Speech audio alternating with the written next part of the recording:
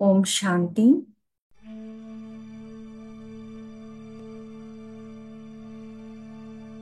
சரீரத்தை நிலைப்படுத்துவோம், மனதை ஒருமுகப்படுத்துவோம்.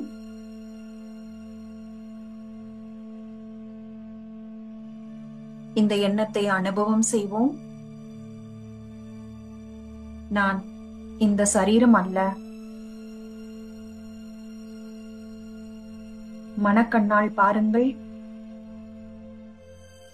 நான் கண்ணாடியில் பார்க்கின்ற இந்த முகம் அல்ல. நான் இந்த மூளை அல்ல. நான் இந்த கைகள் அல்ல, கால்கள் அல்ல. நான் ஆத்மா. இரு புருவங்களுக்கு மத்தியில் பாருங்கள், ஒரு அழகிய ஜோதி, சின்னஞ்சிறிய பிரகாசமான நட்சத்திரம். இந்த எண்ணத்தை கொண்டு வருவோம். நான் இந்த பாயிண்ட் ஆஃப் லைட். அனுபவம் செய்யுங்கள். நான் இந்த ஒளிப்புள்ளி. ஒளிப்புள்ளியை பாருங்கள். நான் தான் இது. சாந்தி என்னுடைய சுய தர்மம். தூய்மை என்னுடைய பிறப்புரிமை. ஞானம் என்னுடைய சொத்து. நான் சுகஸ்வரூபமான ஆத்மா. என்னிடமிருந்து சக்திசாலியான கிரணங்கள் வெளிப்பட்டு நான்காபுறமும் பரவுகின்றன.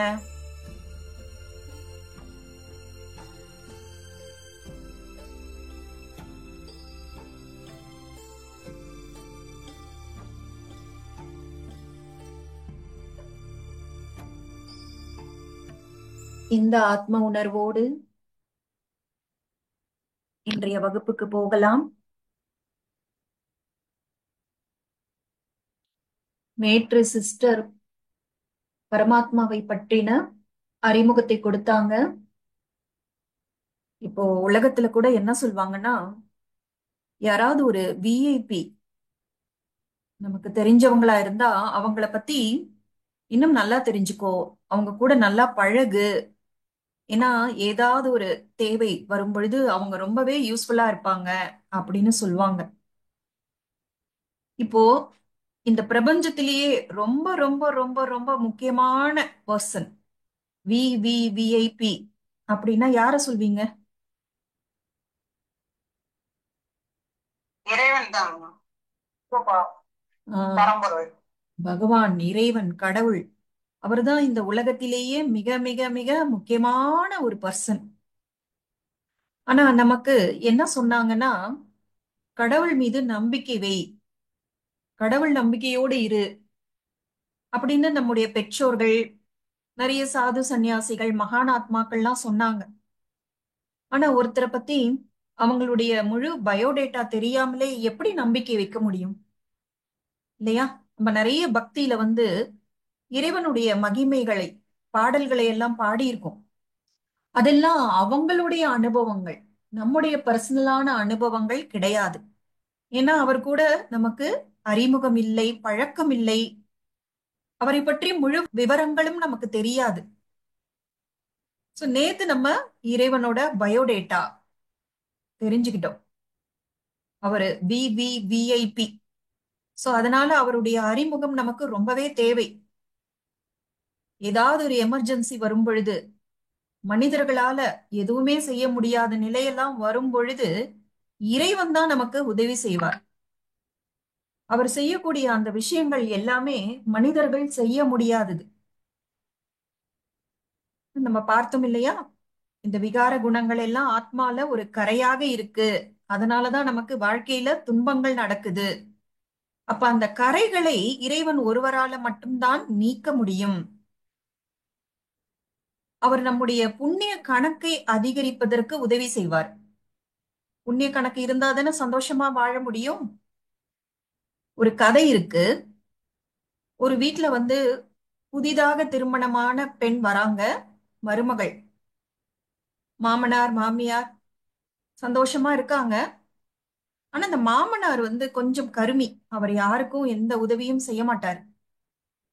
ஒரு நாள் அந்த மருமகள் மொட்டை மாடியில துணி காய போட்டுட்டு இருக்காங்க. இங்க மாமனார் கீழே ஈசி சேர்ல உட்கார்ந்து பேப்பர் படிச்சிட்டு இருக்காரு. அப்போ ஒரு ஒரு பிச்சைக்காரர் வராரு. ஏதாவது தானம் பண்ணுங்க அப்படின்னு கேக்குறாரு. இந்த மாமனார் வந்து பிச்சைக்காரரோட கண்ணுல படல. அவர் அந்த மாதிரி இடத்துல உட்கார்ந்துருக்காரு. அவர் அதை கண்டுக்கவே இல்லை. இன்னும் கொஞ்ச நேரம் கேட்டுட்டு போயிடுவான், அவ்வளவுதானே. ஆனா இந்த பிச்சைக்காரர் மொட்டை மாடியில துணி உலர்த்திட்டு இருந்த அந்த மருமகளை மட்டும் பாக்குறாரு. இப்ப மருமக கிட்ட டைரக்டா கேக்குறாரு, ஏம்மா நான் எவ்வளவு நேரமா கேட்டுட்டு இருக்கேன், ஏதாவது கொடுக்கலாம்ல. அப்ப மருமக சொல்றாங்க, நாங்களே பழைய சோறு தான் திங்கிறோம், நீ வந்து எங்க கிட்ட கேக்குறியே. இத கீழே உட்கார்ந்து இருந்த மாமனார் கேக்குறாரு. ரொம்ப கோபம் வந்துருச்சு அவருக்கு. என்ன இந்த மருமக புதுசா கல்யாணமாகி வந்தவ இப்படி என்ன பத்தி பேசுறாளே, இது ஊர்ல தெரிஞ்சதுன்னா எவ்வளவு பெரிய அவமானம் எனக்கு, இதை விடக்கூடாது அப்படின்னு சொல்லி பெண்ணோட தகப்பனார வரவழைக்கிறார். உங்க பொண்ணு என்ன சொன்னா கேளுங்க. அப்போ பெண்ணோட அப்பா கேக்குறாரு, ஏம்மா இப்படி சொன்ன, உனக்கு என்ன குறை. அப்போ அந்த பெண் சொல்றாங்க, நான் பொய் ஒன்னும் சொல்லலையே, நான் உண்மையை தானே சொன்னேன். என்ன நீ பழைய சோறு தான் டெய்லி சாப்பிடுறியா. நான் அந்த அர்த்தத்துல சொல்லல. நாம பல பிறவிகளாக செய்த அந்த புண்ணிய கணக்கை இப்ப உட்கார்ந்து அனுபவிக்கிறோம். புதுசா எந்த புண்ணிய கணக்கும் ஏற்படுத்தல. அப்படின்னா பழைய சோறு தானே. இது சொன்ன உடனே மாமனாரோட கண்கள் திறந்தது. அதே போலதான் நாம கூட இன்னைக்கு வாழ்க்கையில நமக்கு கிடைக்கிற எல்லா வசதி வாய்ப்புகள், சில நல்ல விஷயங்கள்லாம் இருக்குல்ல, அதெல்லாம் எப்படின்னா பழைய சோறு மாதிரி. உன்னை பிறவில செய்த நல்ல விஷயங்களோட நல்ல கர்மங்களோட பலனை இப்ப அனுபவிச்சுட்டு இருக்கோம். இப்ப நாமளும் புதிய சோறு சாப்பிடணும்ல. புதிய சோறு சம்பாதிக்கணும். புதிய புண்ணிய கணக்கை சம்பாதிக்கணும். சோ இறைவன் நமக்கு வந்து நம்முடைய புண்ணிய கணக்கை எப்படி அதிகரிப்பது அப்படின்னு சொல்லி தரார். அதற்கு ஒரு ஃபார்முலா. இந்த ஃபார்முலாவை எல்லாரும் நல்லா ஞாபகம் வச்சுக்கோங்க. ஏன்னா இந்த ஃபார்முலாவை ஞாபகம் வச்சுக்கிட்டாதான் அதற்கான முயற்சி நம்ம செய்வோம். ஆத்மா என சுயத்தை உணர்ந்து பரமாத்மாவை அன்போடு நினைவு செய்தால் நம்முடைய அந்த ஒரிஜினல் குணங்கள் எல்லாம் அதிகரிக்கும். மறுபடியும் சொல்றேன். ஆத்மா என சுயத்தை உணர்ந்து பரமாத்மாவை அன்போடு எவ்வளவு நினைவு செய்யறோமோ அந்த அளவுக்கு நமக்கு நம்முடைய ஒரிஜினல் குணங்கள் எல்லாம் அதிகரிக்கும். தூய்மை அதிகரிக்கும், அன்பு அதிகரிக்கும். இந்த மாதிரி குணங்கள் அதிகரிப்பதுதான் புண்ணிய கணக்கு. இதன் மூலமாக பாவக்கரைகளும் அழியும். அதே போல மற்றவர்களுக்குள்ள, மற்ற ஆத்மாக்களுக்குள்ள இருக்கிற அந்த ஒரிஜினல் குணங்கள் அதிகரிப்பதற்கு நாம உதவி செய்தோம் அப்படின்னா அதுவும் புண்ணிய கணக்கு. இந்த புண்ணிய கணக்கிற்கு பாருங்க, இந்த ஒரு பிறவி மட்டும் இல்ல. இப்ப நம்ம ஒரு வாழ்ந்துட்டு இருக்கோமே ஒரு பிறவி, இதுல மட்டும் இல்ல, இனிமேல் வரக்கூடிய பல பிறவிகளுக்கும் நமக்கு அந்த மருமக சொன்னாங்க பாருங்க, புதிய சோறு, அது போல ஆகும். இந்த கதை புரியுதுங்களா எல்லாருக்கும்? புரியுதுங்கம்மா. உம் நாம என்ன செய்யணுங்கிறதும் தெளிவா தெரியுதா? தெரியுதுமா. Very good. எல்லாம் கற்பூரம் மாதிரி இருக்கீங்க. அப்படி போட்ட உடனே நல்லா பத்திக்குது. சரி, இப்ப நம்ம வந்து கடவுளை பரமாத்மா அப்படின்னு சொல்றோம். இதனுடைய விளக்கம் என்னன்னா, பரம் பிளஸ் ஆத்மா, பரமாத்மா. பரம்னா உயர்ந்தன்னு அர்த்தம். அதாவது உயர்ந்ததிலும் உயர்ந்த, அதற்கு மேல ஒண்ணுமே கிடையாது. இப்ப இங்க சொல்றாங்கல்ல, high court, supreme court. Supreme கோர்ட்டுக்கு மேல ஒண்ணும் கிடையாது. அது போல சுப்ரீம் சோல், பரமாத்மா வந்து சுப்ரீம் சோல். அவருக்கு மேல உயர்ந்ததிலும் உயர்ந்தவர் யாருமே கிடையாது. ஏன்னா அவர் தான் ஹையஸ்ட். ஆனா அவரும் ஒரு ஆத்மா. இந்த உலகத்துல நிறைய ஆத்மாக்கள் இருக்கிறாங்க. அவரும் ஒரு ஆத்மா. ஆனா உயர்ந்ததிலும் உயர்ந்த ஆத்மா. அதனாலதான் நாமளே பாருங்க பரமாத்மா அப்படிதானே சொல்றோம் கடவுளை. அந்த படத்தை பாருங்க. அதுல வந்து ஒரு விலங்கோட குட்டி, அந்த குட்டியும் அந்த தாய் மாதிரியே தான் இருக்கு. பேரண்ட் எப்படி இருக்கோ அப்படிதான் அந்த குட்டியும் இருக்கு.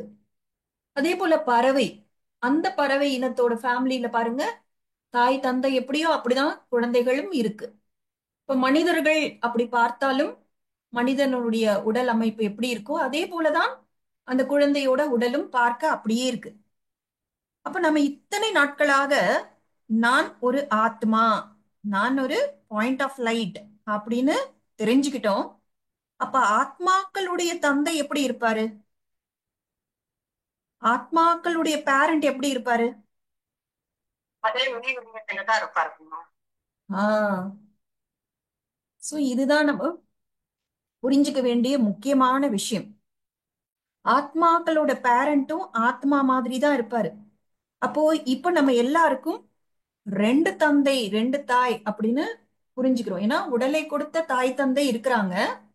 அதே போல ஆத்மாக்களின் தாய் தந்தையாக இருப்பவர் பரமாத்மா, இல்லையா? இப்ப நமக்கு உடலை கொடுத்த ஒரு தந்தை தாய் இருக்காங்க பாருங்க, அவங்களும் ஆத்மாக்கள் தான். அவங்களுக்கும் தாய் தந்தை யாரு? அவங்களுக்கும் பரமாத்மா. ஆஹ் இது இதுதான் நம்ம புரிஞ்சுக்கணும். சோ நமக்கு உடலை கொடுத்தவர்கள், அவர்களுக்கும் தாய் தந்தையாக விளங்குபவர் பரமாத்மா. ஆனா அவர் வந்து தூய்மையின் கடலாக விளங்குகிறார். சாந்தியின் கடல், ஞானத்தின் கடல். ஹம்? இப்ப பாருங்க, சத்தியம் சிவம் சுந்தரம்னு சொல்றோம், கேள்விப்பட்டிருக்கீங்களா?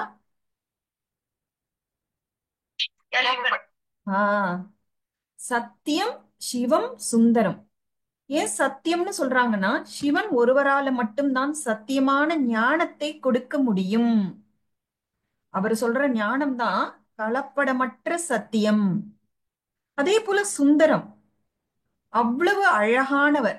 இந்த உலகத்திலேயே, இந்த பிரபஞ்சத்திலேயே ரொம்ப அழகான ஒரு விஷயம் எது அப்படின்னு கேட்டா அதுதான் பரமாத்மா. பாருங்க, இது உடலுக்கான அழகு என்பது காலம் செல்ல செல்ல குறைந்து விடுகிறது. நம்மளே பாக்குறோம்ல, நிறைய செலிபிரிட்டிஸ் என்ன சொல்றாங்க, ஸ்டாருங்கிறாங்க, தாரகைகள்னு சொல்றாங்க. ஆனா அவர்களுக்கே ஒரு 50 60 வயசு ஆகும் பொழுது அந்த உடலோட அழகு போயிடுது இல்ல. ஆனா இந்த ஆத்மாவின் அழகு என்பது அழிவில்லாதது. அதுவும் பரமாத்மா கடல் போன்றவர் அப்படின்னா எவ்வளவு அழகு! இதெல்லாம் நம்ம வந்து தியானத்துல வர்ணனை செய்யும் பொழுது கண்டு களிக்க வேண்டிய ஒரு விஷயம். அதனால்தான் இறைவனை பார்த்தவர்களால வேறு எந்த அழகையும் அழகென்று ஏற்றுக்கொள்ளவே முடியாதாம். தியானத்தின் மூலமாக அவரை நம்ம பார்க்கலாம். அவர் அவ்வளவு அழகானவர் என்பதனாலதான் சுந்தரம் அப்படின்னு சொல்றாங்க. அவர்கிட்ட வந்து எல்லா குணங்களும், தெய்வீக குணங்களும் கடல் அளவு இருக்கு. அவர்கிட்ட எல்லா சக்திகளும் கடல் அளவு இருக்கு. அதனாலதான் அவர் சுப்ரீம், உயர்ந்ததிலும் உயர்ந்த. இப்ப பாருங்க, இந்த உலகத்துல எதுவுமே பெயர் வடிவம் இல்லாம இருக்கவே முடியாது. இப்ப இந்த உலகத்துல ஏதோ ஒன்று இருக்கு அப்படின்னாலே அதற்கு கண்டிப்பாக ஒரு பெயர் இருக்கும், ஒரு வடிவம் இருக்கும். இப்ப பாருங்க, காற்று கூட பாருங்க கண்களுக்கு தெரியாது. ஆனா காற்றுன்னு ஒரு பெயர் இருக்கு இல்லையா? அந்த காற்றுலயே நம்ம நிறைய வகைப்படுத்தி பெயர் வச்சிருக்கோம். இப்ப காற்றுக்கு வடிவம் கொடுக்கணும் அப்படின்னா ஒரு ஆர்டிஸ்ட் என்ன பண்றாங்க, ஏதோ ஒரு விதத்துல ஒரு பேப்பர் அசைகிற மாதிரி, ஒரு கர்டன் பறக்கிற மாதிரி, அந்த புயல்லாம் வரும் பொழுது அந்த சித்திரங்கள் எப்படி வரைகிறாங்க, அந்த மரமெல்லாம் ஆடுற மாதிரி, ஏதோ ஒரு விதமா காற்றுக்கு கூட ஒரு வடிவம் கொடுத்து நமக்கு புரிய வச்சிடுறாங்க. அதே போலதான் பரமாத்மா கண்களுக்கு புலப்படாதவர். அதனால அவருக்கு வந்து வடிவமே கிடையாது அப்படின்னு சொல்ல முடியாது. ஏன்னா இப்படி ஒரு தவறான கருத்து இருக்கு, அவர் பெயர் ரூபத்திற்கு அப்பாற்பட்டவர். ஆனா அப்படி கிடையாது, அவருக்கு வடிவம் உண்டு. அவரும் ஒரு ஒளிப்புள்ளி, ஆனா பிரகாசமான ஒளிப்புள்ளி. ஏன்னா எந்த அளவுக்கு அந்த குணங்கள் சக்திகள் இருக்கோ அந்த அளவுக்கு அந்த வெளிச்சம் என்பது ரொம்ப தூரத்துக்கு பரவி இருக்கும். நம்ம வீட்லயே கூட அந்த வாட், எத்தனை வாட் பல்போ அதற்கு ஏற்ற மாதிரி ஒளி கொடுக்குது இல்ல. அதே போல மனித ஆத்மாக்களை விட பரமாத்மாவோட அந்த ஒளி பிரகாசம் ரொம்ப அதிகமாக இருக்கும். இப்ப வந்து காட் இஸ் ஒன் அப்படின்னு சொல்றோம். ஒன்றே குலம் ஒருவனே தேவன்னு சொல்றோம். இதற்கு என்ன அர்த்தம்னா எல்லாருமே ஆத்மாக்கள். அந்த மனித உடல் வந்து ஆணாக பெண்ணாக கருப்பாக சிவப்பாக சின்ன வயசு பெரிய வயசு இப்படி எல்லாமாக இருக்கு. ஆனா எல்லாருமே ஆத்மாக்கள் தான். இந்த விலங்குகள் பறவைகள் எல்லா உடல்லயும் ஆத்மா தான் இருக்கு. அப்போ இதுதான் ஒன்றே குலம். ஏன்னா எல்லாருமே ஆத்மாக்கள். எங்கெல்லாம் வந்து அந்த திங்கிங் பவர் இருக்கோ, அந்த சிந்திக்கிற அந்த உணர்வு இருக்கோ, அது எல்லாமே ஒரு எண்ணம் ஏற்படுது இல்ல, அது எல்லாமே ஆத்மாக்கள் இருந்தால்தான் முடியும். இப்ப தாவரங்கள்லாம் சிந்திக்காது. ஒரு மாமரம் யோசிக்குமா? ஏதாவது எண்ணம் ஓடுமா? இதெல்லாம் ஓடாது இல்ல. ஆனா எல்லா விலங்குகளுக்கும் அந்த எண்ணம் என்பது அந்த உணர்வு என்பது உண்டு. அதனால அதற்குள்ள ஆத்மா இருக்கு அப்படிங்கறத நம்மால புரிஞ்சுக்க முடியுது. சோ இததான் ஒன்றே குலம்னு சொன்னாங்க. ஒருவனே தேவன் அப்படின்னா என்ன? கடவுள் ஒருவரே. அஹ் இப்ப நம்ம என்னெல்லாம் சொல்றோம்? தேவாத்மாக்கள்னு சொல்றோம். 33 கோடி தேவர்கள் அப்படின்னு சொல்றோம். அப்பனா பன்மையில சொல்றோம் தேவாத்மாக்கள். அதே போல மகான் ஆத்மாக்கள். அஹ் எவ்வளவு இந்த உலகத்துல மகான் ஆத்மாக்களை நம்ம பார்த்திருக்கோம். நிறைய பாரதத்துல மகான் ஆத்மாக்கள் வாழ்ந்திருக்காங்க. அங்கேயும் பன்மையில சொல்றோம் மகான் ஆத்மாக்கள். அதே போல புண்ணிய ஆத்மாக்கள் பாவாத்மாக்கள் இப்படி நம்ம பன்மையில சொல்றோம். ஆனா எப்போதாவது பரமாத்மாக்கள்னு சொல்லியிருக்கோமா? பரமாத்மாக்கள்னு சொல்லியிருக்கோமா? பரமாத்மாக்கள்னு சொல்லவே முடியாது. பரமாத்மாக்கள்னு நம்ம ஒருபோதும் சொன்னதே கிடையாது. ஒருமையில தான் சொல்லுவோம் பரமாத்மா. ஒருமைதான் சொல்லுவோம். பரமாத்மான்னு ஒருவரை தான் சொல்லுவோம். ஏன்னா அதனால்தான் காட் இஸ் ஒன். ஒன்றே எஸ் குலம் எஸ். ஒருவனே தேவன் அப்படிலாம் சொல்றோம். இப்ப நாம வந்து கோவில்களில் வைத்து வழிபடுகிறோம் இல்லையா, அவங்க எல்லாருமே தேவாத்மாக்கள். டெய்டீஸ்னு சொல்லுவாங்க, தேவதைகள். 33 கோடி தேவர்கள் அப்படின்னு தானே சொல்றோம். ஆனா பரமாத்மா ஒருவர் தான். இப்ப பண்டிதர்கள் மந்திரம் சொல்லும் பொழுது கூட என்ன சொல்லுவாங்கன்னா, பிரம்மா தேவதாய நமக, விஷ்ணு தேவதாய நமக, சங்கர் தேவதாய நமக அப்படி சொல்லிட்டு சிவ பரமாத்மாய நமக அப்படின்னுவாங்க. சோ அந்த பரமாத்மாங்கிற அந்த டைட்டில் வந்து சிவனுக்கு மட்டுமே உரியது. ஏன்னா அவருக்கு வந்து அவருடைய உடல் என்று ஒன்று கிடையவே கிடையாது. மற்ற எல்லாருக்குமே அவர்களுக்குன்னு ஒரு உடல் வடிவம் இருக்கு. ஆனா பரமாத்மாவுக்கு உடல் வடிவம் கிடையாது. ஏன்னா அவரு தாயோட கர்ப்பத்தில் ஒரு பொழுதும் வருவதில்லை. அவர் ஒரு குழந்தையாக ஒரு பொழுதும் பிறப்பதில்லை. அஹ் இப்போ கடவுளுடைய குணாதிசயங்கள் இல்ல யார் கடவுள் அப்படின்னு நமக்கு ஒரு டெபினிஷன் வேணும்னா அதற்கு என்ன சொல்றாங்கன்னா அஜன்மா. அஜன்மானா பிறக்காதவர். தாயோட கர்ப்பத்தில் பிறக்காதவர் அஜன்மா. அதே போல இறைவனை பத்தி சொல்லும் பொழுது அகர்த்தா. அகர்த்தா அப்படின்னா கர்மங்கள் செய்யாதவர். இப்ப உடல் இருந்தாதானே கர்மங்கள் செய்ய முடியும். நம்மளுக்கு உடல் இருக்கிறதுனாலதான் நம்ம பேசுறோம், காரியங்கள் எல்லாம் செய்யறோம். ஆனா சிவ பரமாத்மாக்கு உடல் கிடையாததுனால அவர் கர்மங்கள் செய்யாதவர். அதே போல கடவுளுக்கு அசோச்தா அப்படின்வாங்க. அசோச்தா, சோச்னா சிந்திப்பது. இப்ப நமக்கு மனசுல எண்ணங்கள் ஓடிட்டே இருக்குல்ல, அது போல பரமாத்மாவுக்கு எண்ணங்கள் ஓடிட்டே இருக்காது. அதனாலதான் அவர் சாந்தியின் கடல். இப்ப நமக்குள்ள எண்ணங்கள் அப்பப்போ வந்துகிட்டே இருக்குல்ல, அப்ப அதனால நமக்கு அந்த சாந்தி 100% அனுபவம் ஆகாது. ஆனா பரமாத்மா எண்ணங்களை ஓட்டிக்கிட்டே இருக்க மாட்டாரு நம்மள மாதிரி. அதே போல அபோக்தா. போக்னா அப்படின்னா இந்த உடல் மூலமாக அனுபவிப்பது. இந்த உடல் மூலமாக நம்ம துக்கத்தையும் அனுபவிக்கிறோம், உடல் மூலமாக சுகத்தையும் அனுபவிக்கிறோம். ஆனா இறைவன் எந்த கர்மங்களையும் செய்வதில்லை. அவருக்கு உடலும் கிடையாது. அதனால் அவரு சுகம் துக்கத்துக்கு அப்பாற்பட்டவர். ஹம்? சுகம் துக்கத்துக்கு அப்பாற்பட்டவர். அவர் எந்த ஒரு உணவின் ருசியையும் பார்க்க மாட்டாரு. அவர் எந்த தவறான கர்மமும் செய்ய மாட்டாரு. அதனால அவருக்கு துக்கம் வலி வேதனை இல்ல நம்ம நாக்குனால ருசிக்கிறோமே, உடல் மூலமாக நிறைய சந்தோஷங்களை அனுபவிக்கிறோமே, அது எல்லாமே அவருக்கு கிடையாது. அபோக்தா. சோ இந்த மாதிரி குணங்களால் அவர் நம்ம ஆத்மாக்களில் இருந்து வித்தியாசப்படுகிறார். ம்? சரி, அவர் வந்து ஜோதி சொரூபமானவர் ஒளி வடிவமானவர் அப்படின்னு நம்ம சொல்றோம். அப்படின்னா அப்ப அப்போ அப்படிப்பட்ட ஒளி சொரூபமானவரை நம்ம வணங்கணும். ஏன்னா அவரு தூய்மையின் கடலாக இருக்கிறாரு. அவர்னால நமக்கு நிறைய பலன்கள் கிடைக்குது அப்படின்னா நம்ம வந்து பூஜைக்குரியவராக அவரை நம்ம வணங்குறோம். அப்ப என்ன சொல்றோம் நம்ம? ஒரு லிங்க வடிவத்தை உருவாக்கி ஜோதிர்லிங்கம் அப்படின்னு சொல்றோம். ஜோதிர்லிங்கம்ன்ற வார்த்தை கேள்விப்பட்டிருக்கீங்களா? கேள்விப்பட்டிருக்கோம். ஆஹ் எப்பவுமே ஜோதிர்லிங்கம் அப்படிதான் சொல்லுவோம். இப்ப ஜோதிர் அப்படின்னா லைட், ஒளின்னு அர்த்தம். லிங்கம் அப்படின்னா சிம்பல், அடையாள சின்னம் அப்படின்னு சொல்லுவோம். அப்போ ஜோதிர் லிங்கம் அப்படின்னா என்ன அர்த்தம் வருதுன்னா சிம்பல் ஆஃப் லைட், ஒளியின் அடையாள சின்னம். பாருங்க, அடையாள சின்னம்னு தான் சொல்றாங்க. அடையாள சின்னம்னா என்ன அர்த்தம்? ஒரு குறியீடு. குறியீடுன்னு தானே சொல்லுவாங்க அடையாள சின்னம். அப்போ சிவலிங்கம் என்பது இறைவனின் வடிவம் கிடையாது, இறைவனுடைய வடிவத்தின் அடையாள சின்னம்.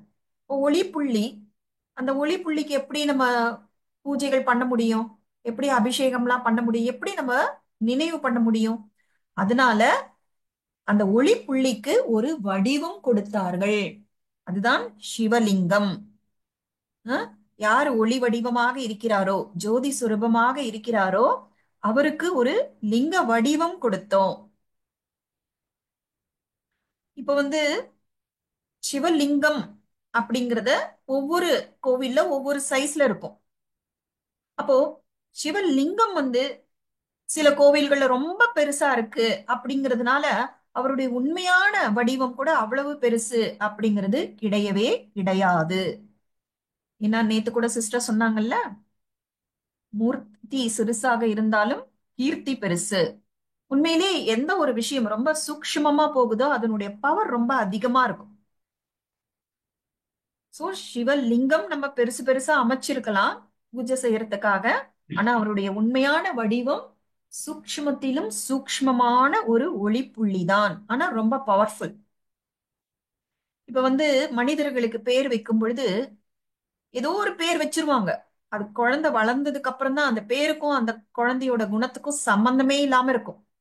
சில பேர் குழந்தைக்கு குபேரன்னு பேர் வைப்பாங்க. ஆனா அவங்களுக்கு ரொம்ப பண கஷ்டம் இருக்கும். இப்ப பேருக்கும் அந்த வாழ்க்கைக்கும் சம்பந்தமே இல்லை. சில பெண்களுக்கு சாந்தின்னு பேர் வைப்பாங்க. ஆனா அந்த பெண்ணுக்கு ரொம்ப கோபம் வரும். அப்போ அவங்களுக்கு வச்ச பேருக்கும் அவங்களோட குணத்துக்கும் சம்பந்தமே இல்லை. ஆனா இறைவனுடைய பெயர் வந்து அவருடைய குணங்களின் அடிப்படையில் நாம மகிமை போற்றுதல் எல்லாம் செய்யறோம். இப்போ சிவன் அப்படின்னா லைட்னு அர்த்தம், ஒளி. சிவன்னா இன்னொரு அர்த்தமும் இருக்கு, கல்யாணக்காரி. கல்யாணக்காரினா என்ன அர்த்தம்? கல்யாணம் செய்து வைப்பாருன்னு அர்த்தம் இல்ல. கல்யாண் அப்படின்னா நன்மை செய்பவர், மங்களம்னு அர்த்தம். சோ மங்களம் செய்பவர் அப்படிங்கிறது தான் சிவன் என்ற அந்த பெயருக்கு அர்த்தம். நேத்து கூட சிஸ்டர் சொன்னாங்கல்ல, சதா சிவன். சதா சிவன்னா அவர் எப்பொழுதுமே ஒளி புள்ளியாகத்தான் இருக்கிறார். இப்ப நாம என்ன பண்றோம்? நம்ம ஒவ்வொரு பிறவியிலும் உடலை எடுத்துக்கிட்டே இருக்கிறோம். அதே போல நம்முடைய குணங்களும் மாறிக்கிட்டே இருக்கு. ஒரே மாதிரி நம்மளோட குணங்கள் இல்ல, இல்லையா? நேத்து சிஸ்டர் சொன்னாங்க சத்தோ ரஜோ தமோ. சத்தோனா ஹையஸ்ட் ஸ்டேஜ், அதாவது குணங்கள்ல உயர்ந்த நிலை. தமோனா அதுக்கு ஆப்போசிட், ரொம்ப தாழ்ந்த நிலை. தமோ ரொம்ப கோபம் வரும், ரொம்ப காம விகாரம் இருக்கு, ரொம்ப அகங்காரம் இருக்கு அப்படின்னா அது கீழான நிலை, தமோ பிரதானம். இப்ப இந்த சத்தோ தமோக்கு நடுவுல இடைப்பட்ட ஒரு நிலை இருக்குல்ல, அதுதான் ரஜோ. அந்த அளவுக்கு மோசம் இல்ல, ஆனா அந்த அளவுக்கு உயர்வும் இல்ல, ஒரு மிடில் லெவல்ல இருக்கிறது ரஜோ. இது எல்லாமே மனித ஆத்மாக்களுக்கு இருக்கு, சத்தோ ரஜோ தமோ. ஆனா சிவனுக்கு அதெல்லாம் கிடையவே கிடையாது. அவர் எப்பொழுதுமே ஒரே மாதிரி இருக்கார். அதனாலதான் அவருடைய குணங்களையும் சக்திகளையும் கடல்னு சொல்றோம். நாம என்ன பண்றோம்? சில நேரங்கள்ல எனக்கு சக்தியே இல்லை, என்னை இரிட்டேட் பண்ணாத போயிடு அப்படின்னு சொல்லுவோம். ஏன்னா அப்போ நம்ம தமோ நிலையில இருக்கும், பலவீனமா இருக்கும். ஆனா இறைவனுக்கு அந்த மாதிரி கிடையவே கிடையாது. அவர் எப்பொழுதுமே சக்தி சொரூபம், எப்பொழுதுமே குணங்களின் சொரூபமாக இருக்கிறார். அவரோட தூய்மையில எப்பொழுதுமே குறை வருவதே கிடையாது. அதே போல அவர் வந்து ரொம்ப ஸ்திரமா இருப்பாரு. அந்த அப்ஸ் அண்ட் டவுன்ஸ், பிளக்சுவேஷன்ஸ் அதெல்லாம் இருக்கவே இருக்காது. அதற்கப்புறமா அவரை பற்றி சொல்லும் பொழுது அவருக்கு தாய் தந்தை கிடையாது.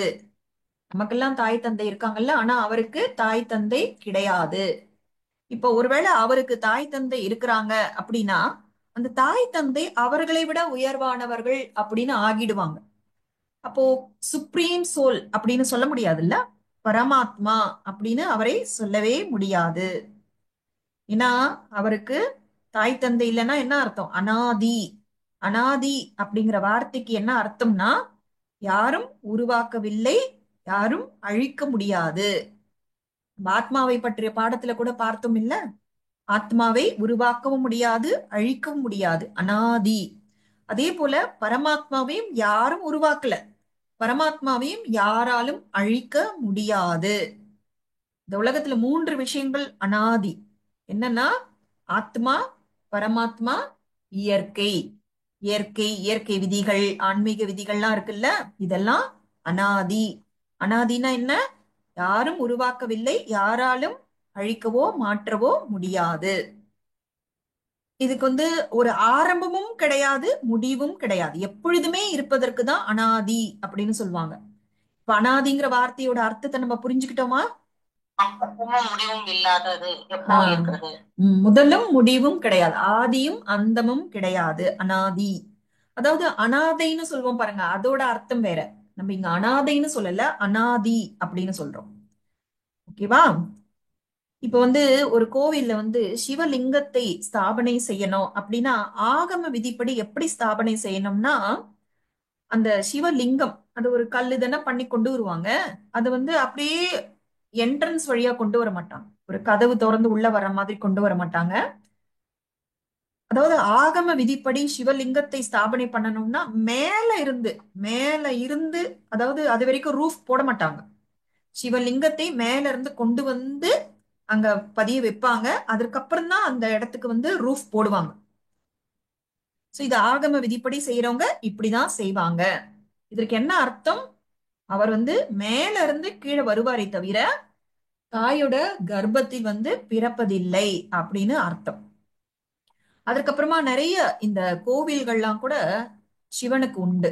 அந்த கோவில்களோட பெயர்கள் எல்லாம் கூட இறைவனுடைய அந்த குணாதிசயங்கள், அவர் செய்யக்கூடிய உயர்ந்த காரியங்களின் அடிப்படையில இருக்கும். சோமநாத் அப்படின்னு ஜோதிர்லிங்கம் கோவில்கள்ல ஒன்று. சோமநாத் அப்படின்னா சோம ரசத்தை பருக வைப்பவர். சோம், சோம அப்படின்னா என்ன? அந்த ஆன்மீக போதை தரக்கூடிய அந்த ஒரு ஞானத்தை அருள்பவர் அப்படின்னு அர்த்தம். அதுக்கப்புறம் மகாகாலேஸ்வர் அப்படின்னு அர்த்தம். மகாகாலேஸ்வர் என்ன என்ன அர்த்தம்? காலனுக்கெல்லாம் காலன். ஹம்? அவருக்கு யமன் ஒரு முடிவு அப்படியெல்லாம் எதுவுமே கிடையாது. அதை தவிர நேற்று ஒரு பாயிண்ட் சிஸ்டர் மென்ஷன் பண்ணாங்க, கூண்டோடு கைலாசம். சோ எல்லாரையுமே மொத்தமாக வீட்டுக்கு அழைத்து செல்பவர். அஹ் யமன் வந்தா ஒரு உயிரை பறிச்சா ஒரு 10 உயிர் 100 உயிர் அப்படிதான் இருக்கும். ஆனா சிவன் அனைவரையும் வீட்டுக்கு அழைத்து செல்பவர் அப்படிங்கிறதுனாலதான் மகா காலேஸ்வர். அது போல இன்னும் வேறு பெயர்கள்லாம் இருக்கு. விஸ்வநாத், இந்த உலகத்துக்கே அதிபதியானவர் சிவ பரமாத்மா, அதனால்தான் விஸ்வநாத். அப்புறம் திரியம்பகேஸ்வர் அப்படின்வாங்க. அப்படின்னா என்ன அர்த்தம்னா இந்த பிரம்மா, விஷ்ணு, சங்கர் இந்த மூன்று தேவதைகளை படைப்பவர், அதனால திரியம்பகேஸ்வர். திரிலோக்கிநாத் அப்படின்னா மூன்று உலகங்களை அறிந்தவர், மூன்று உலகங்களுக்கு அதிபதி. அந்த மூன்று உலகங்கள் என்னன்னு நம்ம இன்னைக்கு தெரிஞ்சுக்கலாம். அதற்கப்புறமா வைத்தியநாத், அதாவது ஆத்மாவுக்கு இந்த காமம், கோபம், அகங்காரம், பற்று, பேராசை போல அந்த வியாதிகள்லாம் இருக்குல்ல, இதெல்லாம் ஆத்மாவுக்கு வந்த நோய்கள். அதற்கெல்லாம் ட்ரீட்மெண்ட் பண்றவர், அதனாலதான் வைத்தியநாத். அப்புறம் ராமேஸ்வர். ராமேஸ்வரத்துல ராமர் சிவலிங்கத்தை வழிபட்டாரு அப்படின்னு சொல்றாங்க. சோ ராமருக்கே ஈஸ்வரனாக விளங்குபவர் ராமேஸ்வர். இது போல அவருடைய ஒவ்வொரு கோவிலுக்கும் அவருடைய குணங்கள், அவர் கர்த்தவியத்தின் அடிப்படையில பெயர் வைத்திருக்கிறோம். அப்புறம் அவர் இருக்கிற அந்த இடம் பேர் சுப்ரீம் அபோர்டு. சுப்ரீம்னா உயர்ந்ததிலும் உயர்ந்த, அபோர்டுனா வசிக்கும் இடம், தாமம். இத பத்திலாம் நேத்து கிளாஸ்ல கேட்டோம். பரந்தாமம், பரந்தாமம், சாந்தி தாமம், நிர்வாண தாமம், முக்தி தாமம், பிரம்மாண்டம், பிரம்ம தத்துவம், ஆத்ம உலகம், ஆத்மாக்களின் வீடு, சிவலோகம், பொன்னம்பலம், சுப்ரீம் அபோர்ட், ஸ்வீட் ஹோம், மூலவதனம். இது போல நிறைய பெயர்கள் இங்க வந்து சில எதெல்லாம் ஞாபகம் வந்ததோ அதெல்லாம் நான் குறிச்சிருக்கேன். இது போல நிறைய ஒவ்வொரு மதத்திலும் வேறு வேறு பெயர்கள் வைத்து கூப்பிடுறாங்க. இப்ப நீங்க வந்து போட்டோ ஷேர் பண்றோம். இது 3 உலகங்கள். அஹ் இப்ப நாம வந்து இந்த 5 தத்துவங்களினால் ஆன பிசிக்கல் வேர்ல்டுல இருக்கும். பூமி இருக்கு, தண்ணீர் இருக்கு, அக்னி இருக்கு, காற்று இருக்கு, ஆகாயம் இருக்கு. இப்ப நீங்க பார்த்தீங்கன்னா ஒரு ஆர்டர்ல இதை பார்க்கணும். இந்த பூமி என்பது நல்லா சாலிடா இருக்கு, இல்ல நல்லா பார்க்கிறதுக்கு தெரியுது, கையால எடுக்க முடியும், அந்த கனம் வெயிட் எல்லாமே இருக்கு. பூமியை கம்பேர் பண்ணி பார்க்கும் பொழுது தண்ணீர் வந்து கொஞ்சம் சூக்ஷ்மமா இருக்கு, இல்ல பூமியை விட தண்ணீர் சூக்ஷ்மமா இருக்கு. தண்ணீரை விட காற்று இன்னமும் சட்டில் சூக்ஷ்மமா இருக்கு. அதே போல அக்னி அது இன்னும் சூக்ஷ்மமா இருக்கு. அப்புறம் ஆகாய தத்துவம் இந்த 5 தத்துவங்களிலேயே ரொம்ப சூக்ஷ்மமான ஒரு எலிமெண்டா இருக்கு. இது போல நம்ம எவ்வளவு மேல மேல மேல போறோமோ அவ்வளவும் இந்த உலகம் சூக்ஷ்மமாக ஆகிக் கொண்டே இருக்கு.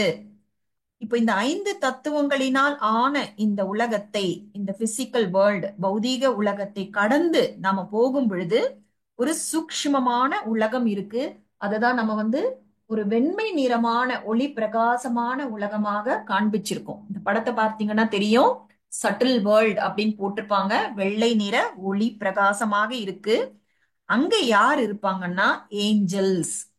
ஏஞ்சல்ஸ் யாருன்னா, யாரு வந்து பரமாத்மா கிட்ட ஞானம் எடுத்துக்கிட்டு பரமாத்மாவை நினைவு செய்து தன்னை முற்றிலும் தூய்மையானவர்களாக ஆக்கி விடுகிறார்களோ அந்த ஆத்மால எந்த ஒரு பாவக்கரையும் கிடையாது, அவர்கள் மூலமாக எந்த ஒரு விகர்மமும் ஏற்படாது அப்படிங்கிற ஒரு நிலை வரும் பொழுது அவங்க இந்த பூமியில எல்லாரு கூடவும் இருக்கிற அந்த கர்ம கணக்குகளை எல்லாம் முடிச்சிட்டாங்கன்னா அவங்க ஏஞ்சல் ஆயிடுவாங்க.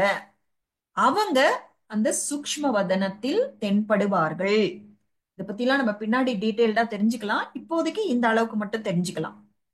இந்த சூக்ஷ்ம உலகத்துலதான் பிரம்மா, விஷ்ணு, சங்கர் எல்லாம் இந்த படத்துல காமிச்சிருக்காங்க. இதை பற்றியும் நம்ம பிரம்மா யாரு, விஷ்ணு யாரு, சங்கர் யாரு, இத பத்தியும் நம்ம பின்னாடி விரிவா தெரிஞ்சுக்கலாம். அதன் பிறகு இந்த சூக்ஷ்ம உலகத்தையும் தாண்டி இன்னும் மேல போகும் பொழுது அதுதான் வந்து ஆத்மாக்களின் உலகம், பரந்தாமம். இப்ப நிறைய பேரோட நம்ம பார்த்தோம் இல்லையா? சோ அந்த உலகம் தான் பரந்தாமம். அங்க வந்து எப்படி இருக்கும்னா கம்ப்ளீட் பியூரிட்டி, பவித்திரமான உலகம். அங்க கம்ப்ளீட் சாந்தி இருக்கும். இதுதான் நம்முடைய வீடு. இத பத்திலாம் நேத்து பிரியா சிஸ்டர் நல்லாவே எக்ஸ்பிளைன் பண்ணிட்டாங்க. இதுதான் நம்முடைய வீடாகவும் இருக்கிறது, ஆத்மாக்களின் வீடு. இதெல்லாம் நமக்கு வந்து ஞாபகத்துல பதிவாயிருக்கு, நம்ம அங்க இருந்தோம் அப்படிங்கிறது நமக்கு பதிவாகி இருக்கு. அதனாலதான் எப்பவுமே வீட்டுக்கு போகணும், அஹ், எப்பவுமே வந்து மேல போகணும் அப்படின்னு தான் நம்ம கைய காமிப்போம்.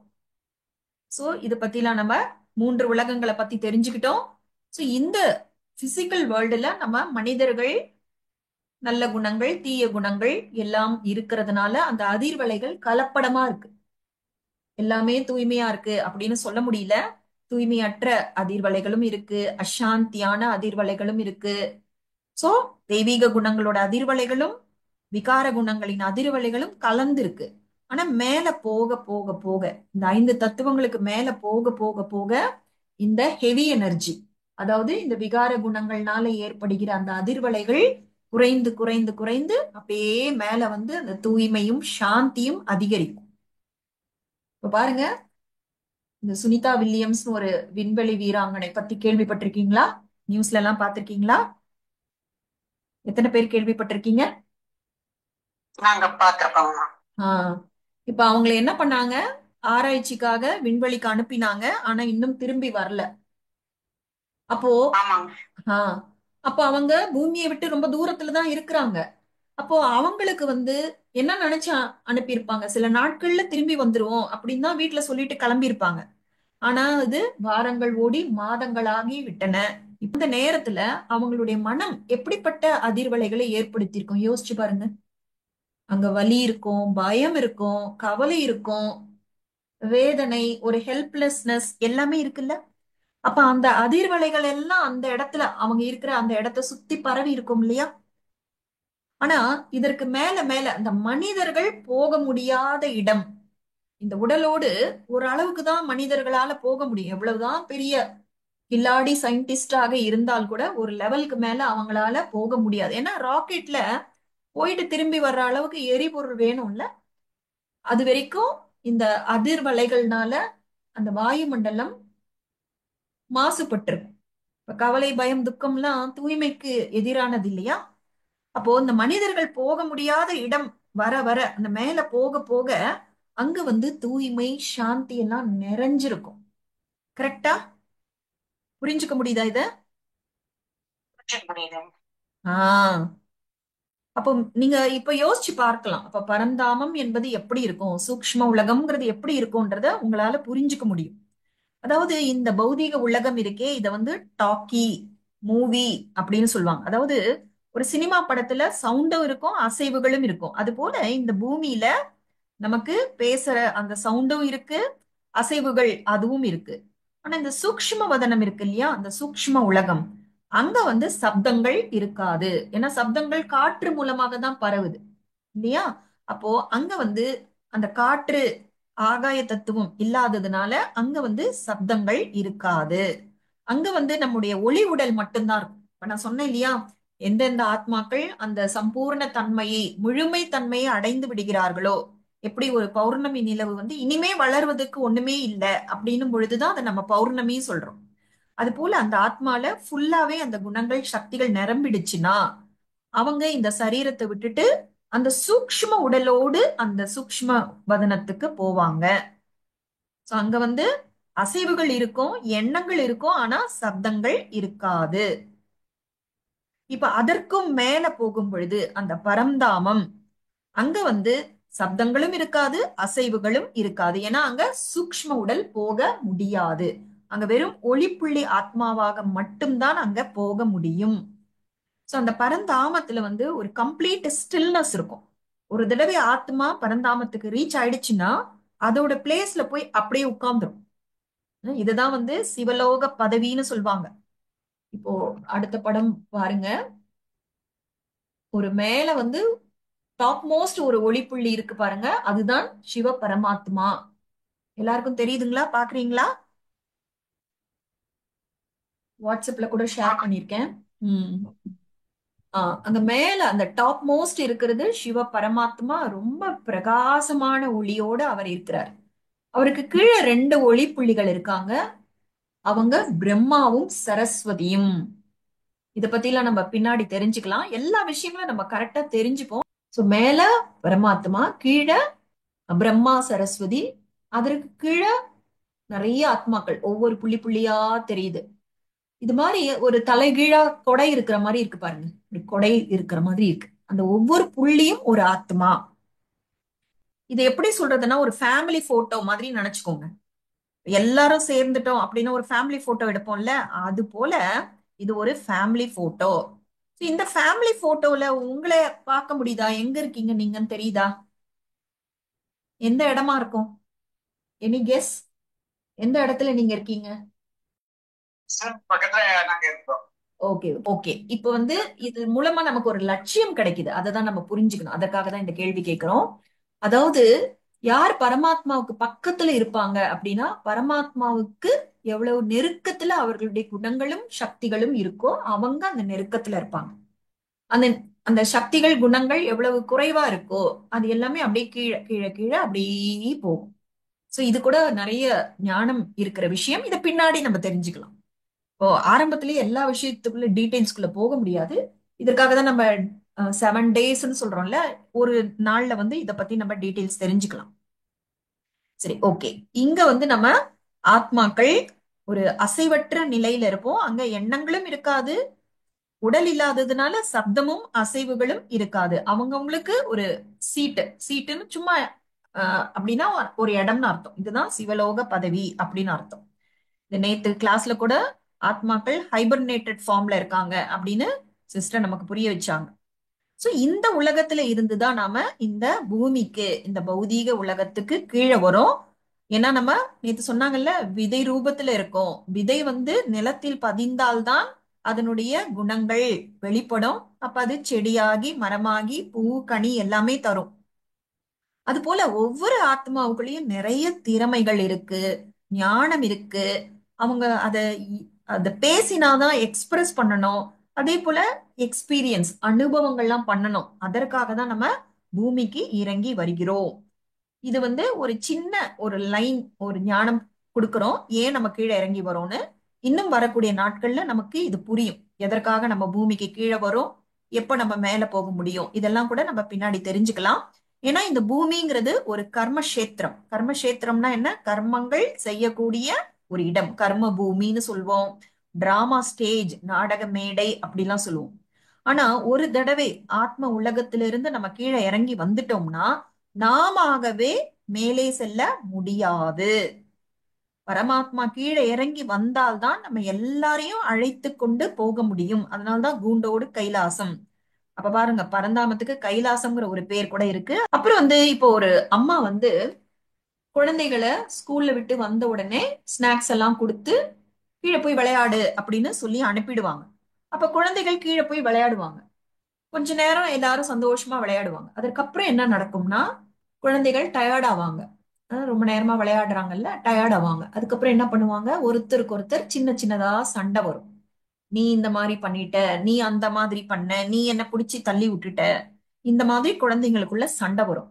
அப்ப முதல்ல என்ன பண்ணுவாங்க, அந்த சண்டைகளை அவங்களே தீர்த்துக்குவாங்க, அப்படியே விளையாடுவாங்க. ஆனா நேரம் ஆக ஆக ஆக அந்த சண்டை அதிகமாக இருக்கும். இப்ப எல்லாருக்குமே ஒரு களைப்பு வந்துரும். இப்பதான் அம்மாவோட ஞாபகமே வருது, இவ்வளவு நேரம் ஞாபகமே வரல. என்ன பண்ணுவாங்க, மேல அம்மாவை தேடுவாங்க. அம்மா என்ன பண்றாங்க, மேல பால்கனில இருந்து கீழே குழந்தைகள் விளையாடுறத பாத்துட்டு இருப்பாங்க. எப்ப குழந்தைகள் ரொம்ப டெஸ்பரேட்டா அம்மா வாமா என்ன கூட்டிட்டு போமா அப்படின்னு சொல்லும் பொழுதுதான் அம்மா கீழே இறங்கி வந்து குழந்தைகளை அழைச்சிட்டு மேல போயிட்டு அந்த அழுக்கெல்லாம் குளிப்பாட்டி, அந்த கிழிஞ்சு போன ட்ரெஸ் எல்லாம் தூக்கி போட்டு, அந்த எந்த இடத்துலாம் காயம் ஏற்பட்டதோ அதெல்லாம் தொடச்சு மருந்து கொடுத்து சாப்பாடு கொடுத்து படுக்க வைப்பாங்க. ஆனா அடுத்த நாள் என்ன பண்ணும் இந்த குழந்தைங்க, சாயந்தரம் ஆன உடனே மறுபடியும் நான் கீழே போய் விளையாட போறேன் அப்படின்னு சொல்லுவாங்க. அதே போலதான் நாம ஆத்மாக்கள் பரந்தாமத்துல இருந்து கீழே வருவோம், எல்லாம் இங்க சந்தோஷமா இருப்போம். சின்ன சின்னதா நமக்குள்ள பிரச்சனைகள் வரும். அப்பெல்லாம் கூட அவ்வளவா இறைவன் கிட்ட போகணுங்கிற எண்ணம் வராது. ஆனா ஒரு கட்டத்துல நிறைய பிரச்சனைகள் நம்மால தாங்க முடியாது அப்படிங்கிற சூழ்நிலை வரும் பொழுது இறைவனை பார்த்து என்னை கூட்டிட்டு போ கூட்டிட்டு போன்னு கேட்க ஆரம்பிச்சிடும். நீங்க பக்தி பாடல்கள் எல்லாம் கவனிச்சீங்கன்னா, இறைவன் அடி சேரணும், இறைவன் என்கிட்ட வரணும், என்னை கூட்டிட்டு போகணும், இது மட்டுமே நம்முடைய அழுகை புலம்பல்களாக இருக்கும். அதே போலதான் பரமாத்மாவும் முதல்ல விட்டுடுறாரு. அதற்கப்புறமா ரொம்ப ஜாஸ்தி ஆகும் பொழுது, அதர்மம் தலை தூக்கும் பொழுது தர்மத்தை நிலைநாட்டுவதற்காக கீழே இறங்கி வருகிறார். சோ பரந்தாமம்ங்கிறது நம்முடைய இனிமையான வீடு. இந்த பூமிங்கிறது நம்ம ஒர்க் பிளேஸ். ஆபீஸ்க்கு எல்லாம் போய் வேலை செய்வோம் இல்லையா? சோ நம்ம ஆபீஸ்க்கு போகும்பொழுது என்ன பண்ணுவோம், ஒரு 8 மணி நேரம் 10 மணி நேரம் அங்க வேலை செய்வோம். அதற்கப்புறமா வீட்டுக்கு திரும்பி போய் ரெஸ்ட் எடுப்போம். நல்லா ரெஸ்ட் எடுத்து நைட்டு தூங்கிட்டு நல்லா ரீசார்ஜ் ஆகிட்டு மறுபடியும் ஆபீஸ் போவோம். ஆபீஸ்க்கு போனதுக்கு அப்புறமா ஒவ்வொரு மணி நேரத்துக்கும் வீட்டுக்கு போவோமா? மணிக்கு ஒரு தடவை வீட்டுக்கு போவோமா, இல்ல ஆபீஸ் வேலை முடிஞ்சு கடைசியா தான் வீட்டுக்கு போவோமா? எப்படி போவோம்? வேலை முடிஞ்சு கடைசியா தான் வீட்டுக்கு போவோம்.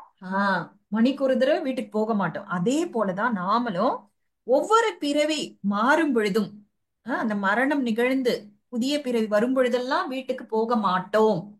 மறுபடியும் மறுபடியும் இன்னொரு உடலை தான் எடுப்போம். சோ இது எல்லாமே ஏன் நடக்குதுன்னா, நம்ம ஒரு பிறவி எடுத்த உடனே கர்ம பந்தனங்கள் நமக்கு வந்துருது. இப்போ ஒரு அப்பா அம்மா அந்த குழந்தைகளை நல்லா கவனிச்சுக்கிறாங்க. அப்ப குழந்தைகளோட கடமை வளர்ந்ததுக்கு அப்புறமா அப்பா அம்மாக்கு எல்லா அந்த கடன் எல்லாம் தீர்க்கணும்ல. ஆனா நிறைய டைம் நம்ம அந்த கர்ம கடன்களை பாக்கி வச்சுடுறோம். குழந்தைகள் கிட்ட, பெற்றவர்கள் கிட்ட, உற்றார் உறவினர்கள் கிட்ட, ஃப்ரெண்ட்ஸ் கிட்ட, இந்த மாதிரி கர்ம பந்தனங்கள் அந்த பேலன்ஸ் வைக்கும் பொழுது அதை செட்டில் பண்றதுக்காக மறுபடியும் பிறவி எடுக்க வேண்டி இருக்கிறது. இதுதான் நம்ம கர்ம விதியில நம்ம இதெல்லாம் பார்த்துட்டோம். இந்த கர்ம பந்தனங்கள் இருக்கிறதுனால நம்மால மேல போகவே முடியாது.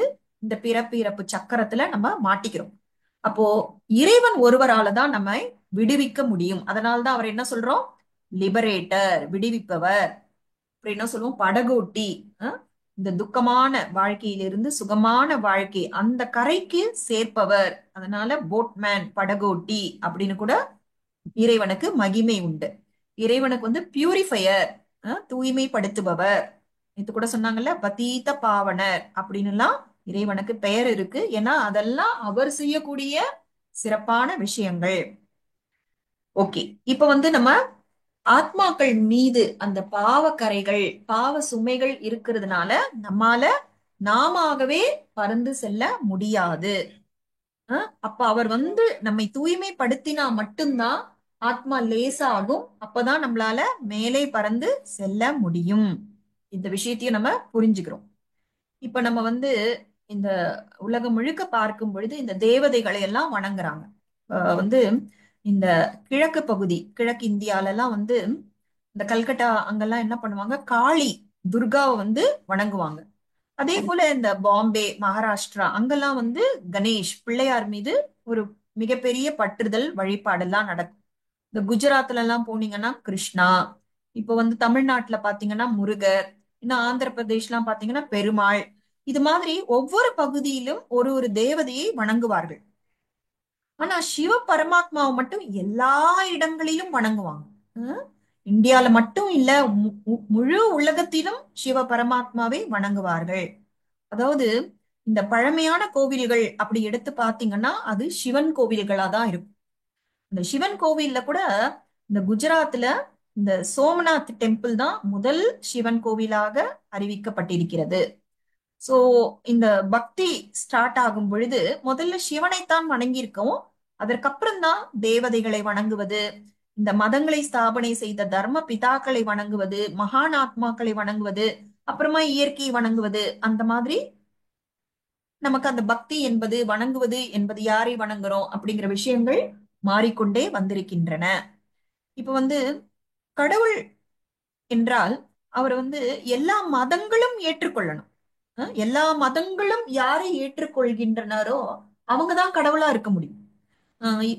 இந்துஸ்க்கு ஒரு கடவுள், முஸ்லீம்க்கு ஒரு கடவுள், கிறிஸ்டியன்ஸ்க்கு ஒரு கடவுள் இருக்க முடியாது இல்ல. அப்ப எப்படி வந்து பரமாத்மான்னு சொல்ல முடியும்? இப்ப இந்துக்களுக்கு ஒரு பரமாத்மா, கிறிஸ்தவருக்கு ஒரு பரமாத்மா, இப்படி இருக்க முடியாது. அப்போ நீங்க பார்த்தீங்கன்னா நம்ம கடவுள்னு நிறைய சொல்றோம், ஆனா யாரையுமே ஏத்துக்கிறது இல்ல. எல்லா மதங்களும் ஏற்றுக்கொள்வதில்லை. ஆனா சிவ பரமாத்மாவை மட்டும் எல்லாருமே ஏற்றுக்கொண்டிருக்கிறார்கள். இது எப்படின்னா சிவன்கிற பேர்ல சொல்றது இல்ல. அங்க முஸ்லிம்ஸ் வந்து அல்லான்னுவாங்க, கிறிஸ்டியன்ஸ் வந்து காடுன்னுவாங்க. இது மாதிரி பல பெயர்கள் வைத்திருக்காங்க. ஆனா எல்லாருமே இறைவனை ஒளி வடிவமாகத்தான் வணங்குறார்கள் அப்படிங்கிறது நமக்கு தெரிய வருது. அடுத்த படம் நீங்க பாத்தீங்கன்னா கூட தெரியும். நீங்க பார்த்தீங்கன்னா ஜீசஸ் கிரைஸ்ட் என்ன சொன்னாரு? God is one, God is light, I am son of God. இறைவன் ஒளியானவர், நான் இறைவனின் மைந்தன் தான் சொன்னாரே தவிர அவர் ஒரு பொழுதுமே தன்னை இறைவன் சொன்னதே கிடையாது. அவர் எப்பொழுதுமே அவருடைய கை விரல் மேல காமிக்கும். அதே போல குருநானக் கூட ஏக் ஓங்கார், கடவுள் ஒருவரே, அவருடைய விரலும் மேலதான் இருக்கு. அதே போல புத்தர் கூட ஒரு பரம சக்தி இருக்கு அப்படின்னு சொல்லியிருக்காரு. அவரு கூட இறைவனை நினைத்துதான் தவம் செய்தாரு. இது போல ஒவ்வொருத்தரும் இறைவனை நினைத்தார்கள். இங்க பாத்தீங்கன்னா சங்கர் முன்னாடி கூட ஒரு சிவலிங்கம் இருக்கும். இன்னைக்கு டைம் இருக்காது. அடுத்த கிளாஸ்ல வந்து நம்ம சிவனுக்கும் சங்கருக்கும் உள்ள வித்தியாசம் என்ன அப்படிங்கறத பார்க்கலாம். ஏன்னா நம்ம சிவனையும் சங்கரும் ஒருவரே அப்படின்னு நினைச்சிட்டு இருக்கோம். நம்ம அதை கொஞ்சம் டீட்டெயில்டா பார்க்கணும். அதனால பின்னாடி வரக்கூடிய கிளாஸ்ல நம்ம அதை பார்க்கலாம். அதே போல ராமேஸ்வரத்துல கூட ராமர் வந்து அந்த சீதையை காப்பாற்றுவதற்காக போருக்கு போகும் பொழுது சிவலிங்கத்தை வணங்கி விட்டுதான் சென்றார் அப்படின்லாம் கூட சொல்லப்படுகிறது, நம்பப்படுகிறது. அப்புறம் குஜராத்ல வந்து ராஜா, அவர் பேரு விக்ரமாதித்த ராஜா, அவர் கூட சிவலிங்கத்தை, அதாவது வைரத்தாலேயே ஆன ஒரு சிவலிங்கத்தை அவர் ஸ்தாபனை பண்ணியிருக்கார். இது போல உலகத்துல இருக்க அத்தனை பேரும் வந்து சிவனை ஒளி ஸ்வரூபத்துலதான் வணங்குறாங்க. இப்ப இந்துக்கள் பாருங்க விளக்கேத்துவோம். இப்ப விளக்குல அந்த தீபம் எப்படி இருக்கு இல்லையா? ஒரு ஓவல் ஷேப்ல இருக்குல்ல. பாருங்க, சிவலிங்கமும் ஓவல் ஷேப் தான். சோ எல்லாமே தீபத்தை, ஒளியினுடைய அடையாள சின்னமாக இருக்கின்றது. ஜப்பான்ல கூட ஒரு இடத்துல வந்து ஒரு சிவப்பு கலர் அந்த ஓவல் ஷேப்ல தான் ஒரு லிங்கம் மாதிரி ஒரு கல் வைத்து அதன் முன்னாடி உட்கார்ந்து தியானம் பண்ற ஒரு பழக்கம் இருக்கு. இந்த முஸ்லிம்ஸ் கூட அந்த புனித யாத்திரைக்கு, ஹஜ் யாத்திரைக்கு போவாங்க. அங்க கூட அந்த சங்கி அஸ்வாத் அப்படிங்கிற ஒரு இடத்துல ஒரு கருப்பு கலர், அது ஒரு முட்டை வடிவம் போல இருக்கும். அந்த கருப்பு கல்லை அணைத்து முத்தமிட்ட பிறகே தங்களுடைய ஹஜ் யாத்திரை முடிந்ததாக அவங்க அறிவிப்பாங்க. இது போல நீங்க எல்லாத்தையும் பார்த்தீங்கன்னா கூட எல்லாருமே இறைவனை ஒளி சொரூபமாக ஏற்றுக்கொண்டிருக்கிறார்கள். ஓகேவா? ஆனா இந்துக்கள் சிவன் சங்கரங்கிற ஒரு கன்ஃபியூஷன் இருந்ததுனால அதை புரிந்து கொள்ளவில்லை. அதே போல அது ஜீசஸ் கிரைஸ்டா இருக்கட்டும், இல்ல குருநானக்கா இருக்கட்டும், புத்தராக இருக்கட்டும், யாருமே தன்னை கடவுள்னு சொன்னதே கிடையாது. நம்ம கோவில்ல வைத்து வணங்குகிற அந்த தேவதைகள் கூட ஒரு பொழுதும் தன்னை கடவுள்னு சொன்னதே கிடையாது. ஆனா அவங்களை எல்லாரையும் நாம ஏன் வணங்குறோம்னா, கடவுள் கிட்ட இருக்கிற அந்த தூய்மை அவங்க கிட்ட இருந்தது. நம்ம எப்பொழுதுமே தூய்மையை தான் வணங்குவோம். தூய்மை, பூஜிக்க தகுந்த குணங்கள் எல்லாம் அவங்களுக்கு இருந்ததுனால நம்ம அவங்களை வணங்குறோம். ஆனா அவங்களை வணங்குறோம் அப்படிங்கிற காரணத்தினால அவர்கள் பரமாத்மா ஆக முடியாது. சோ இன்னும் கூட நம்ம பின்னாடி வர கிளாஸ்ல இந்த தர்ம பிதாக்கள் பற்றியும், இந்த 33 கோடி தேவதைகள் பற்றியும், நம்ம யாரையெல்லாம் கோவில்ல வணங்குறோமோ அவங்கள பத்தின இன்னும் நிறைய டீடைல்ஸ் எல்லாம் பின்னாடி தெரிஞ்சுப்போம். இப்பொழுது நம்ம என்ன தெரிஞ்சுக்கிறோம்னா, சிவ பரமாத்மா ஒருவர் தான் அனைவராலும், அனைத்து மதங்களாலும் ஏற்றுக்கொள்ளப்பட்டவர். இப்ப சாய்பாபா கூட என்ன சொல்லியிருக்காரு? சப்கா மாலிக் ஏக். சப்கா மாலிக் ஏக்னா என்ன அர்த்தம்? அனைவருக்கும் எஜமானர் ஒருவர் தான். அவர் கூட ஒரு பொழுதும் தன்னை கடவுள்னு சொன்னதே கிடையாது. ஓகேங்களா? சோ நாம இறைவனுடைய சரியான அறிமுகம் கிடைக்காததுனால யாரெல்லாம் தனக்கு இறைவனை தெரியும்னு சொன்னாங்களோ, யாருக்கெல்லாம் இறைவனுடைய குணங்கள் இருந்ததோ அவங்களுக்கெல்லாம் நாம இறைவனுடைய ஸ்டேட்டஸ், அந்த டைட்டில கொடுத்துட்டோம். சோ இது மாதிரி நம்ம கொடுக்கும் பொழுது நம்மால இறைவன் கிட்ட இருந்து நம்ம தூர விலகிட்டோம். இறைவனோட ஒரு நெருக்கமான ஒரு உறவை நம்மளால அனுபவம் பண்ண முடியாம போயிடுச்சு. சோ இங்க நம்ம இதை நிறுத்திக்கலாம். அடுத்து வரக்கூடிய வகுப்புகளில் சிவன் சங்கருக்குள்ள வேறுபாடு, இன்னும் நிறைய விஷயங்கள், பரமாத்மாவை பற்றி நமக்கு இருக்கக்கூடிய அந்த தவறான நம்பிக்கைகள், அதை பத்தி எல்லாம் கூட நம்ம நிறைய தெரிஞ்சுக்கலாம். ஏன்னா இப்போ எல்லாருமே இந்த முதல் தடவை கிளாஸ் கேட்கறவங்களுக்கு ஏற்கனவே நிறைய நம்பிக்கைகள் உள்ள இருக்கும். அந்த நம்பிக்கைகள் அதற்கு எல்லாத்துக்கும் கூட நமக்கு விளக்கம் தெரிய வரும். ஓகேவா? இப்போ சின்னதா ஒரு மெடிடேஷன் பண்ணிடலாம். எல்லாரும் மெடிடேஷனுக்கு ரெடி ஆயிடுங்க. அமைதியா இருங்க. நம்ம சொல்ற தியான வர்ணனைகளை நீங்க வாய் விட்டு சொல்ல வேண்டிய அவசியமே கிடையாது. ராஜயோக தியானத்துல எல்லாமே சப்தங்கள் அற்றது. நம்ம உங்களுக்கு கேட்கணுங்கிறதுனால நான் வாயினால சொல்றேன். ஆனா நீங்க அதை வாய் விட்டு சொல்லணுங்கிற அவசியமே கிடையாது. அதை நீங்க அனுபவம் பண்ணணும். அனுபவம் பண்றதுதான் ரொம்ப முக்கியம். ஓகேங்களா?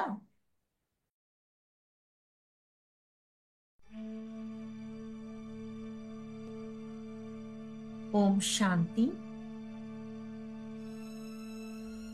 நான் ஆத்மா தூய்மையான ஒளி பிரகாசமாக இரு புருவங்களுக்கு மத்தியில் இருக்கின்றேன். நான் திறந்த மனதுடன் இருக்கின்றேன். எனக்குள்ளே இறைவனை பற்றிய நம்பிக்கைகள் பல பல இருக்கின்றன. ஆனால் இப்பொழுது திறந்த மனதுடன் இறைவனை பற்றிய ஞானத்தை கேட்டுக்கொண்டிருக்கின்றேன். இறைவனுடன் ஒரு நிஜமான உறவை ஏற்படுத்தும் உயர்ந்த விருப்பத்துடன் இருக்கின்றேன். இந்த தேகத்தின் மூலமாக எனக்கு நிறைய உறவுகள் கிடைத்திருக்கின்றன. ஆனால் தேகமற்ற பரமாத்மாவுடன் நான் அனுபவம் செய்யும் இந்த உறவானது மிகவும் தனிப்பட்டது. ஒரு நேரடியான, ஒரு பர்சனலான உறவு எனக்கும் என்னுடைய தந்தைக்கும் ஏற்பட்டிருக்கின்றது.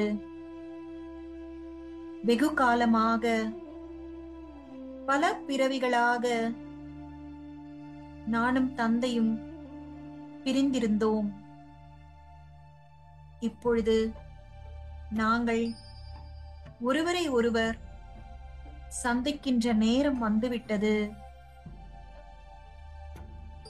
இப்பொழுது என்னுடைய மனக்கண் மூலமாக என்னுடைய புத்தியில் பதிந்திருக்கிற ஞானத்தின் மூலமாக பரந்தாமத்தை பார்க்கின்றேன். எல்லாரும் பரந்தாமத்தை பாருங்க. ஒளி பிரகாசமான அந்த உலகத்தை பாருங்க. ஒரு மிகப்பெரிய வானம், ஆனால் செம்பொன் நிறமாக இருக்கு. அத மனக்கண்ணால பாருங்க. இந்த உலகம்தான் தந்தை வசிக்கின்ற இடம். அங்க அமைதியோ அமைதியாக இருக்கு, சாந்தியோ சாந்தி. அங்க ஒரு ஒளி புள்ளிய பாருங்க, பிரகாசமான ஒளி புள்ளி. அவர்தான் சிவ பரமாத்மா. அவர்தான் நான் ஆத்மா, என்னுடைய தந்தை. அவரை பாருங்க. அந்த ஒளி புள்ளியை பாருங்க, எவ்வளவு தூய்மை,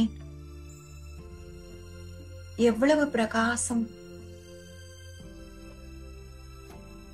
கண்கள் நிறையும் அளவுக்கு பாருங்க.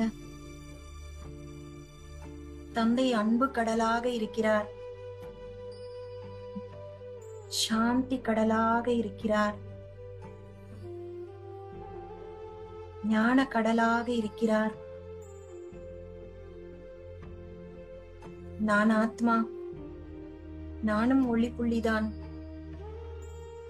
என்னை என்னால் ஒளி புள்ளியாக ஏற்றுக்கொள்ள முடிகின்றது. அப்பொழுது சிவ பரமாத்மாவையும் என்னால் ஒளி புள்ளியாக ஏற்றுக்கொள்ள முடிகின்றது. நான் ஆத்மா, எனக்குள்ளே உணர்வுகள், குணங்கள், சக்திகள் இருப்பதை நான் அனுபவம் செய்வது போல அந்த ஒளி சொரூபமாக விளங்குபவர் சிவ பரமாத்மாவிடம் கூட அன்பு, சாந்தி, தூய்மை, ஞானம் கடலாக இருப்பதை ஏற்றுக்கொள்ள முடிகின்றது. அவரை பாருங்கள், அவரும் நம்மை பார்க்கின்றார். எத்தனை எத்தனை பிறவிகள் கழித்து நாம் இருவரும் சந்திக்கின்றோம். அவரிடம் இந்த நிமிடம் உங்கள் உள்ளத்தில் இருக்கிற விஷயங்களை பகிர்ந்து கொள்ளுங்கள். ஒரு நிமிடம் கம்ப்ளீட் சைலன்ஸ். ஆத்மாவாக உணர்ந்து அவரை பாருங்கள். உங்க மனசுல என்ன இருக்கோ, எதுவாக இருந்தாலும் அவர்கிட்ட சொல்லுங்க. மனதால் பேசுங்கள், வாயால் அல்ல.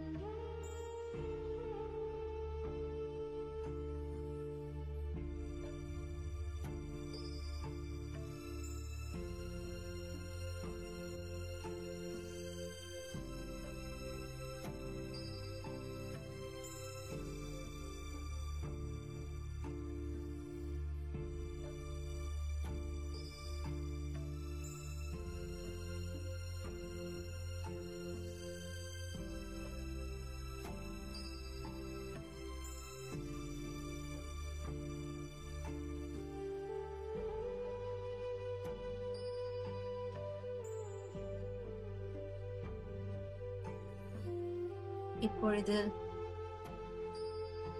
பரம தந்தையிடமிருந்து விடை பெற்றுக் கொண்டு மீண்டும் உடல் உணர்வுக்கு வாருங்கள். இரு புருவ மத்திக்கு வந்து அமர்ந்து கொள்ளுங்கள்.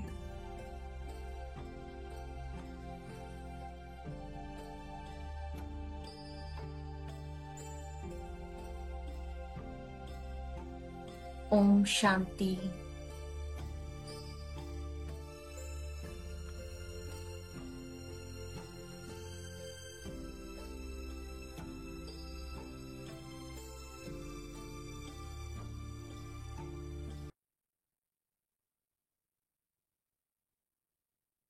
பரமாத்மாவை பார்த்தீங்களா? அனுபவம் பண்ணீங்களா? பார்க்க முடிஞ்சுதா? பார்க்க முடியுது மேடம்.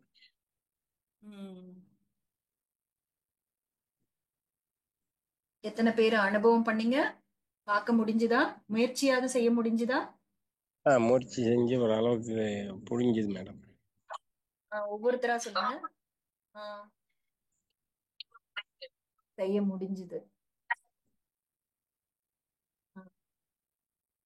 அப்புறம் மத்தவங்க எல்லாம் இன்னும் யார் யாரெல்லாம் அனுபவம் பண்ணீங்க? எனக்கும் அனுபவம் செய்ய முடிஞ்சதும்மா.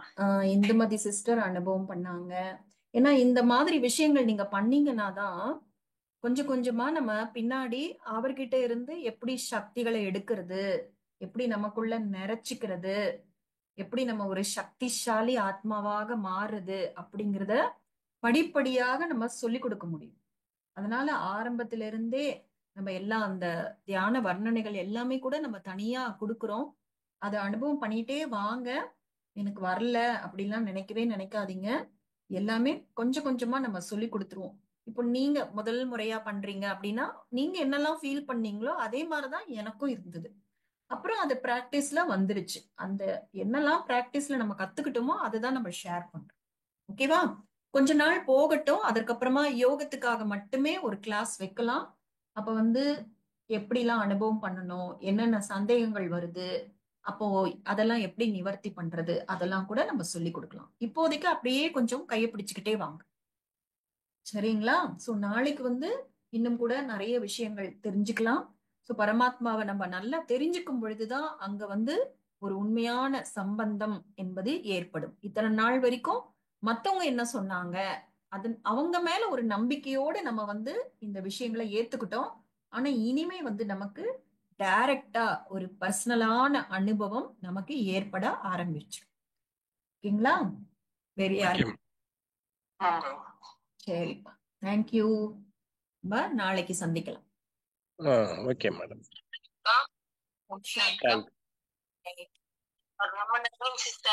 அற்புதமா இருந்தது. தேங்க்யூ. நீங்க எல்லாரும் ரொம்ப கோஆபரேட் பண்ணீங்க. அதனாலதான் இந்த கிளாஸ் சக்சஸ்ஃபுல்லா போயிட்டு இருக்கு. Madam correct. ஓம் சாந்தி. நல்ல வைப்ரேஷன் நல்லா இருந்துச்சு சிஸ்டர். வைப்ரேஷன் நல்லா தெளிவா வருது. ஏன்னா நம்ம இப்ப டைரக்டா பரமாத்மாவோட கனெக்ட் ஆகுறோம்னு அர்த்தம். வைப்ரேஷன் வருதுனாலே பரமாத்மாவோட கனெக்ட் ஆகிட்டோம்னு அர்த்தம். இதுதான் ப்ரூஃப். இதுதான் ப்ரூஃப் நமக்கு. ஓகேங்களா? ஒன்னு காட்டி ஒண்ணு தெளிவா ஆகத்தான் நெருங்குறோம்ன்ற அர்த்தம். ஓகே, நம்ம எண்ட் பண்ணிக்கலாம். Okay, good night.